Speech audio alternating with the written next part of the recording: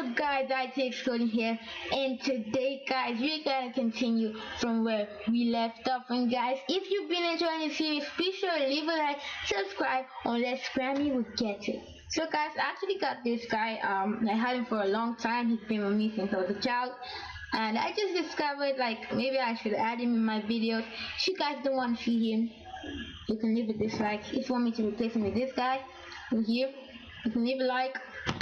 Or if you want me to just replace him, or don't replace him at all. But guys, without any further ado, let's get into this video.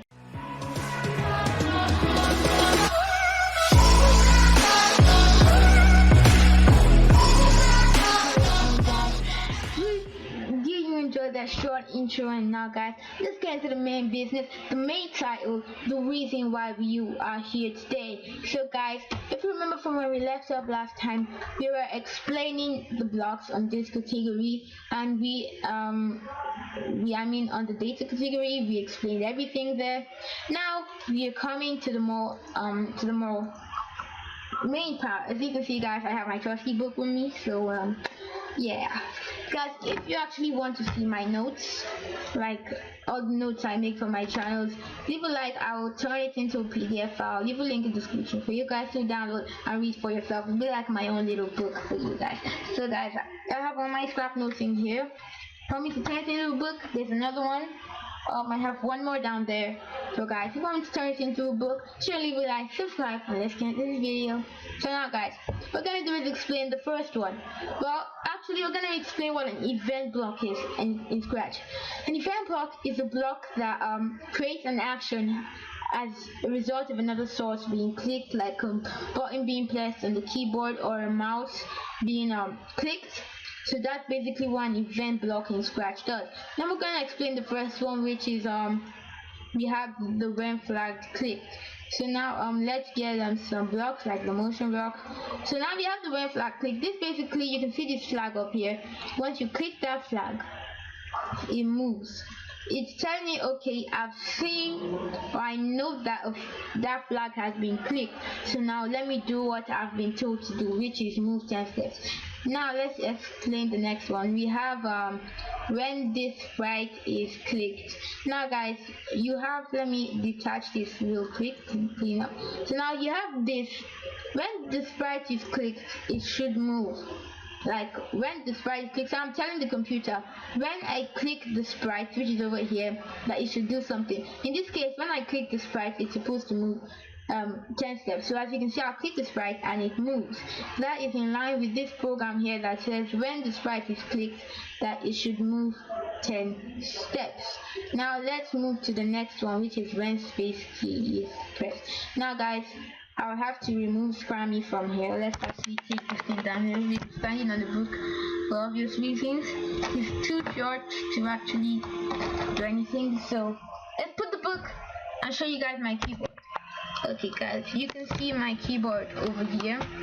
As you can see, my spacebar over here, right? I've not pressed it yet, so just to give you guys quick example. So I'll hold it and you'll see that now that I press this, it should move 10 steps. So 3, 2, 1, and okay, 3, 2, 1, and sorry guys, there's a slight, oh yeah, there's a quick mistake guys. I forgot to remove this. I forgot to remove this right here. I forgot to remove that. So now I've removed that. So now if I press the space key, it should work. So in 3, 2, 1, and boom, it works. So that's what that does. Let's take it back one more time so I can show you guys again. You see, I've not even pressed the space key, but it's still working. Let's detach that and stop this program. Put it back and drag it back. I'm going to leave this video as uncut as I can because I really want you guys to understand what I'm saying. So as you can see now, I press it 1, 2, 3, and bam, it moves. That's basically what that does. So I'm gonna put you guys back up so you guys can see me. You guys can see me, right? Great. Put Scrammy back. Put his book back where he sits on. Sitting on the keyboard, I don't care. Sit him down there so he can watch too. You understand? He has to learn. Okay, so Now let's clean this up and stop the script.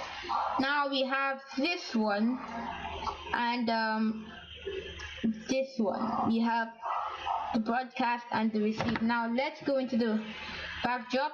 As you can see, I've already had this thing set up, so it's basically saying that when this is like when you click the flag, it should broadcast this message. When you say broadcast, which is create an output for every single sprite in your program or in your line of code, so it creates an output for them to interpret and turn into a message. So it's broadcasted that message. To show you guys that it actually works, I'm going to create a new message. Create a new message, just anything you really want to name it.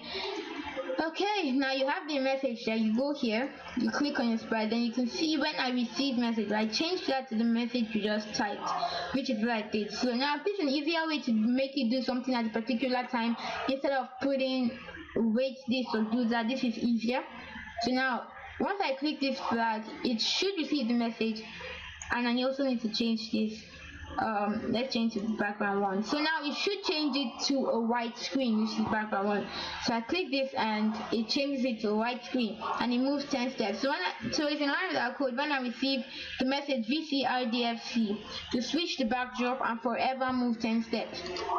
Now let's clean this up. Now we have explained this is basically the same thing, but it's just going to wait for a particular amount of time before it does what you ask it to do. Now you have when backdrop switches to this. This is my favorite. So you have when backdrop switches with this. So now you can do this and put Atom Playground, right? Then when you come here, you have that.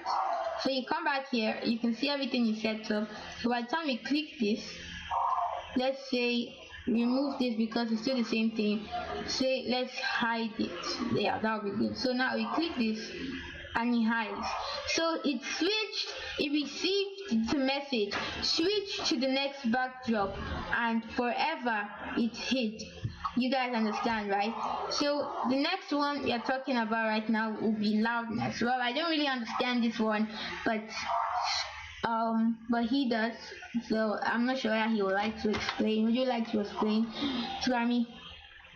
No, Skarmy doesn't want to explain, but basically what that basically is something complicated. Sorry guys, if you guys thought I would know this stuff, I don't really use this all the time, so I don't really know what it does, but I will get some research. If you guys want to actually see me use that, be sure to leave a like.